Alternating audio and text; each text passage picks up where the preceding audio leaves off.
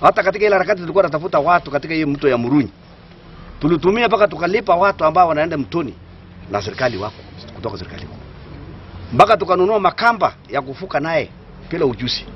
Kwa hivyo sisi tunaomba na tunasitisa, na ni our right kuambia serikali kuu, kwa sababu sisi ni watu wenu, kwamba msaidiane na serikali ya kaunti ya West Pokot kurecover ile policy wamepotea, sababu hakuna mtu ambaye atasikia kwamba mtu yake ameenda kama hajaona akisika. Na kama ingekuwa ichafanyika katika sehemu nyingine ile tulijua kwamba serikali inasaidia wengine, hata sisi nasi pia inastahili tusaidike kama vile wengine nasaidika. Kwa hivyo sisi naomba hii changa hii sebit iko katika sehemu ya Parua, ambaye kuna watu ambao hawajapatikana mpaka sasa hivi, watu 8 wale hawajapatikana, wamesipwa, watu wametafuta.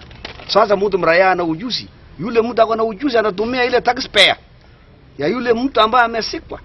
Kwa hivyo naomba serikali, unahitaji pesa kutoka wale lambo unatengeneza serikali, waje hiyo pesa irudi zaidi hawa. Kama kuna ile maumbo ya kuangalia kila laka ili asaidie hawa, na tunahitaji serikali kuu kwa sababu hii nafasi ni yao. Tungehitaji watu kutoka serikali kuu kuangalia zaidi hii jambo, kwa sababu hii jambo imekuwa ni changa ambaye imeumiza watu wetu sana, na mpaka saa hizi angali watu 16 hajapatikana.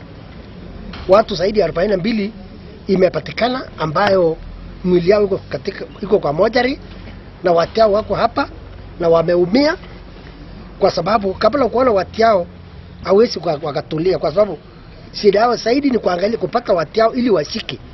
Kufikia sasa wale watu tayari wamekuwa buried, na wale watu wako box waliofariki watu 42, 16 missing in all the sites.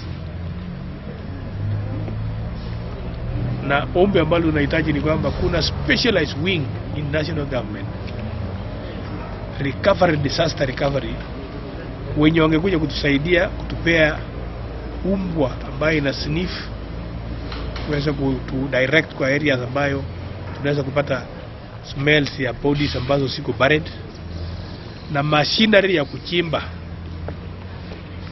na mwisho kuunganisha barabara iliyo katika mbili ya Marich Sikor na Sikor Muino.